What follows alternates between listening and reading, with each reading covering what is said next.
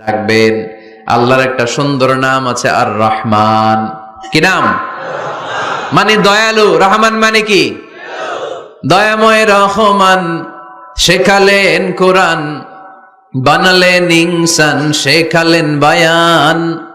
দয়াময় রহমান শেখালেন কোরআন, বানালেন ইনসান, শেখালেন বায়ান। দয়াময় রহমান শেখালেন কোরআন, বানালেন ইনসান, শেখালেন বায়ান। সুবহানাল্লাহ পড়ে। দয়াময় মেহেরবান, তিনি রহমান। এজন্য দোয়ার শুরুতে তারা ডাকেন, বলেন ইয়া রহমান। সবাই পড়েন ইয়া রহমান, ইয়া রহিম, ইয়া গফুর, ইয়া গফফার, ইয়া সত্তার, ইয়া জব্বার। দোয়ার শুরুতে এই নামগুলো ধরে ধরে যদি আবেগ নিয়ে, ভালোবাসা নিয়ে আল্লাহরে ডাকেন, দোয়া কবুল করে নিবে কে? এই দোয়ার মাঝখানে যদি এক ফোঁটা চোখের পানি ফেলতে পারেন, কবুল হবে? কবুল করবে কে? চোখের পানি ফেলবার চেষ্টা করবেন। নিজেকে যত ছোট করে আল্লাহর কাছে উপস্থাপন করা যায়, যত ছোট করা যায় নিজেকে। আল্লাহর হাবিব সাল্লাল্লাহু আলাইহি ওয়াসাল্লাম, মহাবিশ্বের শ্রেষ্ঠতম মানুষ, তিনি দোয়ার সময় আল্লাহরে বলতেন, আল্লাহুম্মা ইন্নী আবদুক, আল্লাহ আমি আপনার দাস, আমি আপনার গোলাম। ওয়াবনু আবদিক, গোলামের ঘরের গোলাম। ওয়াবনু আমাতিক, দাসীর ঘরের গোলাম, বান্দির ঘরের গোলাম। আমার বাবা আব্দুল্লাহ আপনার গোলাম, আমার মা আমেনা আপনার দাসী। সুবহানাল্লাহ পড়বেন না? কিভাবে নিজেকে ছোট করতে হয় আল্লাহর হাবিব সাল্লাল্লাহু আলাইহি ওয়াসাল্লাম ছোট করতেন। গুনার কথাগুলো স্মরণ করবেন, আল্লাহরে বলবেন, আল্লাহ আমি ছাড়া তোমার অনেক বান্দা আছে, কিন্তু তুমি ছাড়া আমার আর কেউ নাই। ঠিক কিনা? এভাবে যত ছোট করে নিজেকে উপস্থাপন করা যায় দোয়াতে, এই দোয়া কবুল করে নেবে কে? এরপরে সম্মিলিত যদি দোয়া হয়, যিনি দোয়া করবেন তার প্রতিটা দোয়ার পরে আমিন বলা সুন্নাহ। যদি কেউ দোয়া করে রব্বানা আতিনা ফিদ দুনিয়া হাসানাহ ওয়া ফিল আখিরাতি হাসানাহ ওয়া কিনা আযাবান নার, তখন সবাই কি বলবেন? এই পদ্ধতিতে যদি আপনি দোয়া করেন, আল্লাহর কাছে প্রার্থনা করেন আর ফরিয়াদ করেন, আপনার দোয়া কবুল করবে কে? যখনই দোয়া করেন আপনার ডাকগুলো শোনে কে? তারপরেও বিশেষ কিছু সময় আছে, বিশেষ কিছু মুহূর্ত আছে, ওই মুহূর্তগুলোতে দোয়া করলে দোয়া কবুল করে কে? এর মধ্যে একটা মুহূর্ত হলো তাহাজ্জুদের মুহূর্ত। কিসের মুহূর্ত? তাহাজ্জুদ পড়েন তো আপনারা? হ্যাঁ, এখন আওয়াজ নাই গলায়। পড়ি? ফজরের নামাজে পড়তে পারি না হুজুর, তাহাজ্জুদ কেমনে পড়বো? وَمِنَ اللَّيْلِ فَتَهَجَّدْ بِهِ نَافِلَةً لَكَ عَسَىٰ أَن يَبْعَثَكَ رَبُّكَ مَقَامًا مَحْمُودًا। এটা এমন নামাজ, এই নামাজের পরে দোয়া করলে কবুল করবে কে? ওই মুহূর্তে আল্লাহ প্রথম আকাশে মনোনিবেশ করেন, ডাকতে থাকে, কার কি লাগবে চাও? টাকা লাগবে টাকা দেব, সম্পদ চাও সম্পদ দেব, সম্মান চাও সম্মান দেব, বউ লাগলে বউ দেব। আছে না নাই? লাগবে না? এদিকে তো বেশিরভাগ অবিবাহিত মনে হচ্ছে। আল্লাহর কাছে চাইবা, দিবে কে? দেয়ার মালিক কে? মনের বাসনা পূরণ করে কে? ওই আল্লাহর কাছে যেন আমরা চাই। বিয়ের কথা শুনলে সব সজাগ, আর ঘুমে ধরে না। এখন সজাগ জাতি, চাইতে হয়। যুবক ভাইরা, চাইতে হবে আল্লাহর কাছে। নেককার স্ত্রী চাইতে হয়, নেককার সন্তান চাইতে হয়। তাহাজ্জুদের সালাতে যেন আল্লাহর আমরা বলতে পারি, আল্লাহ এমন জীবন সঙ্গিনী দাও, রূপবতী, গুণবতী, নেককার, যার সাথে দুনিয়াতেও থাকবো জান্নাতেও থাকবো। ঠিক কিনা? এই দাম্পত্য জীবন কি শুধু দুনিয়ায়? আমার স্ত্রী আমার সাথে জান্নাতে যাক, আমি চাই কি চাই না? মুমিনরা দুনিয়াতেও একসাথে, জান্নাতেও একসাথে। ঠিক কিনা? তাহাজ্জুদের দোয়া আল্লাহ ফিরায় না।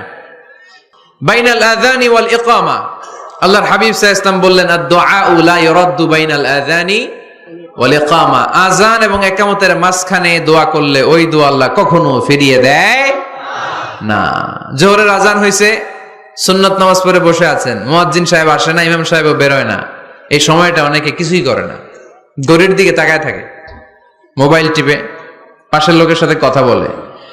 কিন্তু এটা যে it's a very high time to make দোয়া, এটা যে দোয়া করার সবচেয়ে দামি সময়, এটা অনেকে টেরই পায় না। আপনাদের মনে থাকবে তো? আযান ইকামতের মাঝখানে সময় পেলে কি করবেন? এরপর আল্লাহর হাবিব বললেন দুবুরা সালাওয়াতিল মাকতুবা, প্রত্যেক ফরজ সালাতের পরে আমরা যে আল্লাহর কাছে দোয়া করি ওই দোয়া কবুল করে কে? তাসবিহ পড়বেন আগে, এরপরে দোয়া। ওইটা আমাদের দেশে যেটা ওইটা না। আসসালামু আলাইকুম ওয়া রাহমাতুল্লাহ, আসসালামু আলাইকুম ওয়া রাহমাতুল্লাহ, আল্লাহুম্মা আমিন ইয়া আরহামার রাহিমিন। হাসান এরকম একটা দোয়া আল্লাহর হাবিব কিন্তু এরকম করতেন না, সাহাবারা করতেন না। ওনারা বসে বসে তাসবিহ পড়তেন লম্বা সময়। তাসবিহ পড়ে এরপরে দোয়া করেন, কবুল হবে। আয়াতুল কুরসি পড়বেন, কবুল করে নিবে কে? মান ক্বারা আয়াতুল কুরসি দুবুরা কুল্লি সালাওয়াতিন মাকতুবা লাম ইয়ামনাহু মিন দুখুলিল জান্নাতি ইল্লাল মাউত। প্রত্যেক ফরজ সালাতের পরে যে একবার করে আয়াতুল কুরসি পড়ে তার জান্নাতে ঢোকার ক্ষেত্রে আর কোনো বাধা নাই। একটা জিনিস ছাড়া, মরণ। মরে না তাই জান্নাতে যায় না, মরলেই জান্নাতি। আরো জোরে পড়েন সুবহানাল্লাহ। এরপর আল্লাহর হাবিব বললেন বৃষ্টির নিচে দাঁড়িয়ে দোয়া করো। বৃষ্টি যখন পড়ে বৃষ্টির নিচে দাঁড়িয়ে আপনি দোয়া করবেন, দোয়া কবুল করবে কে? আবার নামাজের মধ্যে 3 জায়গায় দোয়া কবুল হয়। নামাজের শুরুতে, সেজদায় পড়ে, সালাম ফেরানোর আগে। আমরা নামাজ শুরু করি সানা দিয়ে, তাই না? সুবহানাকাল্লাহুম্মা বিহামদিকা, এটা পড়ি না? সুন্নাহ এবং নফল নামাজে আল্লাহ রাসূল সাল্লাল্লাহু আলাইহি ওয়াসাল্লাম এই সানা ছাড়াও আরো অনেক দোয়া পড়তেন। এজন্য আল্লাহর হাবিব তাকবীরে তাহরিমে বাদার পড়ে সানা পড়তেন, মাঝে মাঝে পড়তেন ওয়াজহাতু ওয়াজহিয়া লিল্লাযী ফাতারাস সামাওয়াতি ওয়াল আরদা হানিফান ওয়া মা আনা মিনাল মুশরিকিন। এখানে অনেক দোয়া পড়তেন। আল্লাহুম্মা বাঈদ বাইনি ওয়া বাইনা খাতায়ায়া কামা বাআদতা বাইনাল মাশরিকি ওয়াল মাগরিব। আল্লাহ, আমার আর আমার গুনার বোঝার মধ্যে এত দূরত্ব করে দাও, পৃথিবীর পূর্ব প্রান্ত আর পশ্চিম প্রান্তের মাঝখানে তুমি যত দূরত্ব রেখেছো। সুবহানাল্লাহ পড়েন। আমার পাপগুলোকে তুমি সাদা ধবধবে ঠান্ডা বরফের পানি দিয়ে ধুয়ে মুক্ত করে দাও। ও আল্লাহ, আমারে তুমি নিষ্পাপ বানিয়ে দাও। এই নামাজের শুরুতে এই দোয়াগুলো করলে কবুল করে কে? নামাজের মধ্যে আরেকটা জায়গা আছে দোয়ার, সেজদায়। কখন? ওয়াসজুদ ওয়াক্তারিব। আল্লাহ বলেন সেজদা দাও, আমার কাছে আসো। সেজদায় পড়ে যা বলার আল্লাহরে বলবেন। মনে থাকবে? যুবক ভাইরা, তোমাদের মনে থাকবে? যা চাইতে মনে চায় সেজদায় পড়ে চাও। তুমি যখন সেজদায় লুটিয়ে পড়ো, তুমি মসজিদের টাইলসে সেজদা দাও নাই, তুমি আল্লাহর কুদরতি পায়ের উপরে সেজদা দিয়েছো। সেজদায় আমরা আল্লাহর সাথে কথা বলবো। সর্বশেষ সালাম ফিরানোর আগে দোয়া করলে কবুল করে কে? লা ইউসাল্লিমান্না আহাদুকুম হাত্তা ইয়াতাআওয়াযা আন আরবা'। 4টা জিনিস থেকে পানাহ না আছে আমার কোন উম্মত যেন সালাম না ফিরায়। সবাই যেন পড়ে আল্লাহুম্মা ইন্নী আউযু বিকা মিন আযাবিল কবর, আউযু বিকা মিন আযাবি জাহান্নাম, আউযু বিকা মিন ফিতনাতিল মাহইয়া ওয়াল মামাত, আউযু বিকা মিন ফিতনাতিল মাসিহিদ দাজ্জাল। পড়েন আমিন। দোয়া মাসুরা পড়ে এই দোয়াটা পড়ে সালাম ফিরাবেন। কবুল করবে কে? জুমার দিনে, আজকেই তো জুমাবার, এই জুমার দিনে আল্লাহর হাবিব বলেন একটা সময় আছে, ওই সময় বান্দা যাই চায় আল্লাহ তাই দেয়। ওই সময়টা কখন? এই নিয়ে মুহাদ্দিসিন ইকরামদের মধ্যে ইখতিলাফ। সবচেয়ে গ্রহণযোগ্য মত হচ্ছে আসরের পর থেকে শুরু করে সূর্য ডোবার আগ পর্যন্ত। ওই মুহূর্তে দোয়া করবেন, এই সময়গুলো নোট করে রাখবেন। এই সময় চাইলেই আল্লাহ দিয়ে দেয়। এরপর আল্লাহর হাবিব বললেন কদরের রাত্রে দোয়া করলে কবুল করে কে? আমরা বাংলাদেশে শুধু 27 পালন করি, বাকি 5 দিনের খবর নাই। এরকম আছে না নাই? 21, 23, 25, 27, 29 এই 5টা বেজর রাতে, যে কোনো রাতে কদর হয়ে যেতে পারে। আমরা নামাজ পড়ি কোন রাতে? 27। সারা রাত কানতে কানতে শেষ, ওদিকে কদর চলে গেছে 23 তারিখ। আছে না নাই? হতে পারে।